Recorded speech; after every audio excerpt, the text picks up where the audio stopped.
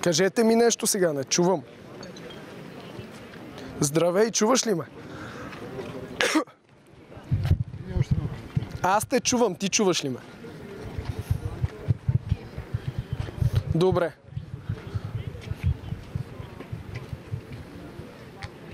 Добре, окей.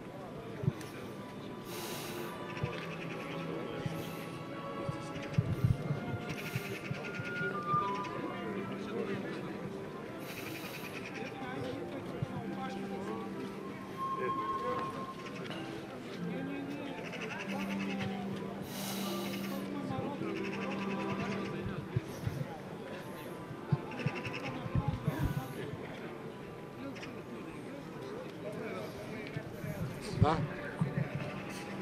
Да.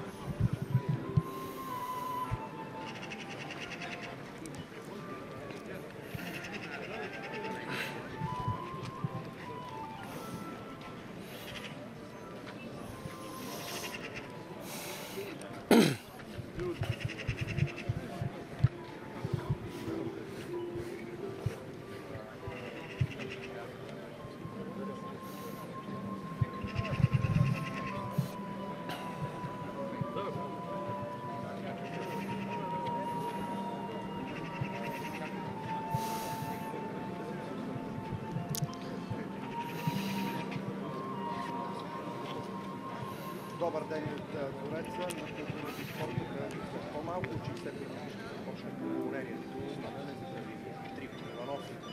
Смятам, че ще видите историческите, защото до мен един от бившите футболисти Иванов на четвъртото не е много тъжен ден. Какво ще запомниш? Здравей, Марина! Здравейте от Велико Търново, където точно тук в Двореца на културата и спорта Васил Левски след по-малко от час ще започне поклонението в памет на легендарния Трифон Иванов. Виждате вече колко много хора са дошли, за да си кажат последно с Богом с легендарният защитник. Очаква се около 10 000 души да присъстват, а поклонението ще продължи, докато всеки един желаещ не си каже последно с Богом с големия Трифон Иванов.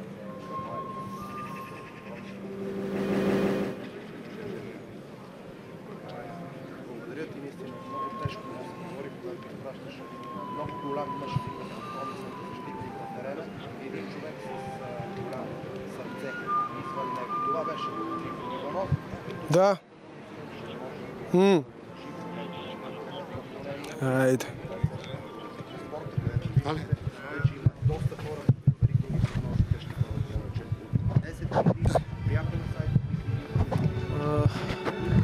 Сега друга слушалка ще ми сложат за другата камера.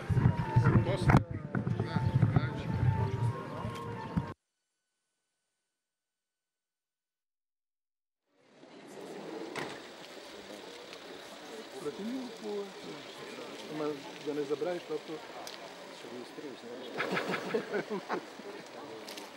Как ще да се разпитам?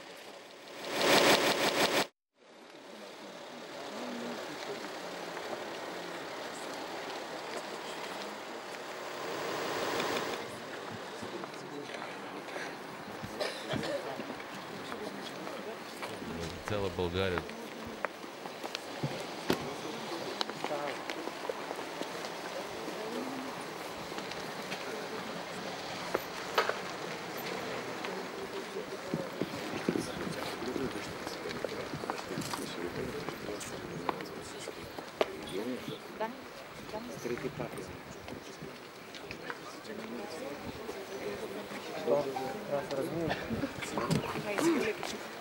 Бързо тази карта да източат в София. Моля ти се, изведи. Това го записаха тук. Записа, всичко е записано, да? Да, ще дам без Тук е интервюто с това, да се източи. И вземи другата. Да, къде ще ме слушай?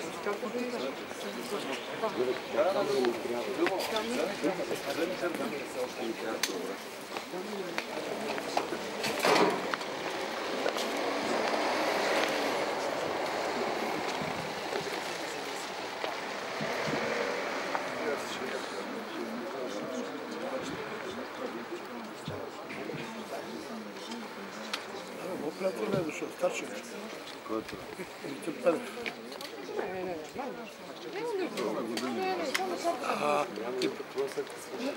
Иначе, че като гепкари, като се чупи. След всеки години. Трябва да си малко надолу. Сори. Да, ето тук си бях. Те ли?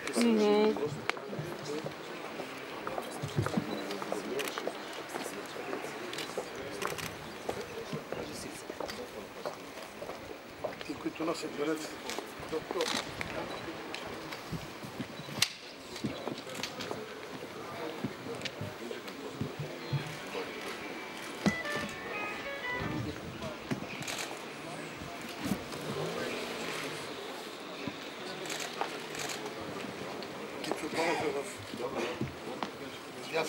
Виждате ли тук?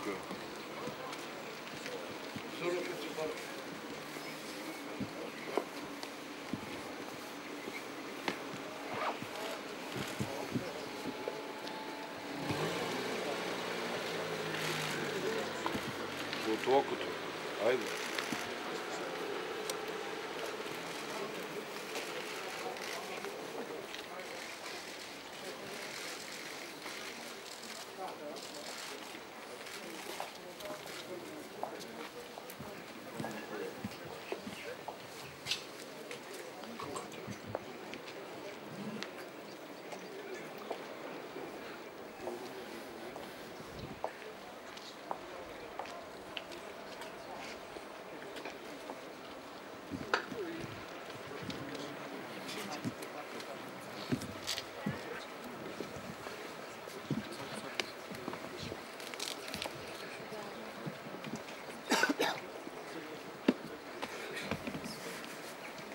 Това от Санко Цветанов.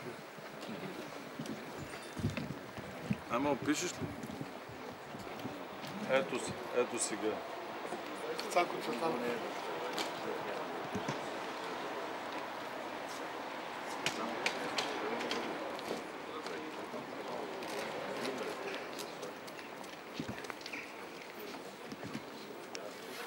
Върви запис тук на втора, Пети нали? отляво надясно. И трети отляво Защото надясно. на трика върви нещо съвсем различно.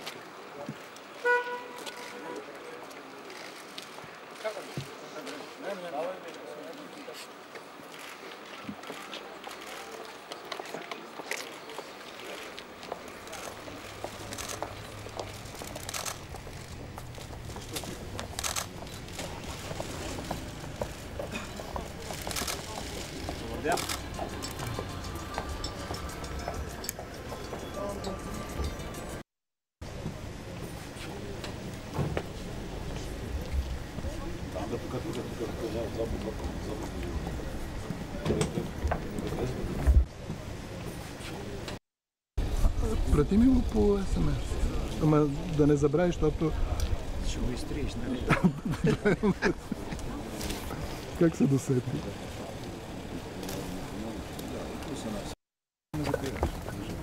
Дай да минем тук, ще продавам. Чакай да масло. Точно така. Точно. Дай да минем тук, ще продавам. Чакай да масло. Точно така. Точно.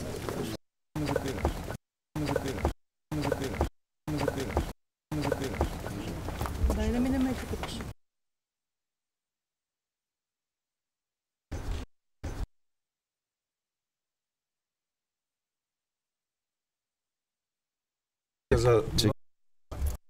Нищо. Национален селекционер. Айде, после. Сега не мога. После няма да има кога. Сега. Начало. Чакай един момент. Работим. Значи всичко се каза за Трифонов. Толкова много спомени имам с него, че трябва да се взема отпуска, за да разказвам за него. Но единственото, което мога да кажа накратко, много малко е да се каже хубави неща, т.е. да се каже нещо, малко е да се каже за Трифонов. Малко е да се каже нещо. То е. Ти работи с него... 10 години.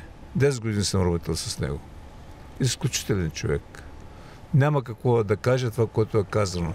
Имам толкова много спомени, мога да напиша половин книга за него. С него. Ти помниш, и в Америка бяхме заедно и там преживяване и така нататък. Така че... Работата ти е такава, че си най-близко до спортиста, когато той е травмиран, когато той е в затруднение. Как преодоляваше тези моменти? Имаше ли често травми той и как ги преодоляваш? С него нямах никакви проблеми по отношение на травмите. В смисъл по неговото здравословно състояние.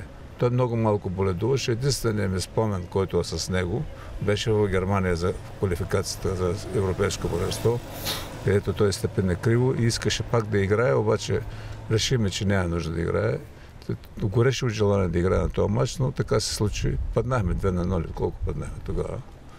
Това ми е спомена от него. И много спомени други имам от това, здравословните неща, които има, но той ми е създавал най-малко проблеми по здравословието. Той беше, като, дето казва, железният футболист, точно така е. Най-малко той е боледувал. И когато говорим за отбора, винаги от значение атмосферата, винаги от значение колектива. Казват сега, че той е бил помирител, бил е консенсусна фигура. В това отношение с какво трябва да бъде запомнен? Ами единственият случай, не единственият случай, са много случаи. На един от случаите, например, на матч с Германия на полувремето, когато Балуков и Ицо се скараха, дойде работа, дето му на добой, той отиде да ги раздели и им каза, че след матча и двамата се целуват. Това е. Благодаря за вниманието. Благодаря ти. Добре, благодаря ти, Ице. Чакай един момент. Работим. Значи всичко се каза за Трифонов. Толкова много спомени имам с него, че трябва да се взема отпуска, за да разказвам за него. Но единственото, което мога да кажа накратко, много малко е да се каже хубави неща, т.е. да се каже нещо, малко е да се каже за Трифонов. Малко е да се каже нещо. То е. Ти работи с него... 10 години. 10 години съм работил с него. Изключителен човек. Няма какво да кажа това, което е казано. Имам толкова много спомени, мога да напиша половин книга за него. С него. Ти помниш, и в Америка бяхме заедно, и там преживяване и така нататък. Така че Работата ти е такава, че си най-близко до спортиста, когато той е травмиран, когато той е в затруднение. Как преодоляваше тези моменти? Имаше ли често травми той и как ги преодоляваш? с него нямах никакви проблеми по отношение на травмите. В смисъл по неговото здравословно състояние. Той много малко боледуваше. Единственият ми спомен, който е с него, беше в Германия за квалификацията за европейско първенство, където той степене криво и искаше пак да играе, обаче решиме, че няма нужда да играе. Гореше от желание да играе на този матч, но така се случи. Паднахме 2-0, колко паднахме тогава. Това ми е спомена от него. И много спомени други имам от това, здравословните неща, които има, но той ми е създавал най-малко проблеми по здравословието. Той беше, като, дето казва, железният футболист, точно така е. Най-малко той е боледувал. И когато говорим за отбора, винаги от значение атмосферата, винаги от значение колектива. Казват сега, че той е бил помирител, бил е консенсусна фигура. В това отношение с какво трябва да бъде запомнен? Ами, не единственият случай, са много случаи. На един от случаите, например, на матча с Германия на полувремето, когато Балуков и Ицо се скараха, дойде работата, дето му на добой, той отиде да ги раздели и им каза, че след матча и двамата се целуват. Това е. Благодаря за вниманието. Благодаря ти. Добре, благодаря ти, Ице. Чакай един момент. Работим. Значи всичко се каза за Трифонов. Толкова много спомени имам с него, че трябва да се взема отпуска, за да разказвам за него.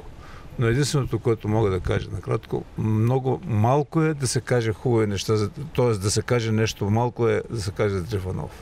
Малко е да се каже нещо. Това е. Ти работи с него 10 години. 10 години съм работил с него. Изключителен човек. Няма какво да кажа това, което е казано. Имам толкова много спомени, мога да напиша половин книга за него. С него. Ти помниш, и в Америка бяхме заедно, и там преживяване и така нататък. Така че работата ти е такава, че си най-близко до спортиста, когато той е травмиран, когато той е в затруднение. Как преодоляваше тези моменти? Имаше ли често травми той и как ги преодоляваш? с него нямах никакви проблеми по отношение на травмите. В смисъл по неговото здравословно състояние. Той много малко боледуваше. Единственият ми спомен, който е с него, беше в Германия за квалификацията за европейско първенство. Нищо. Национален селекционер. Айде, после. Сега не мога. После няма да има кога? Ще има, аз съм тук, няма да се стъпна. Това няма да се ходи.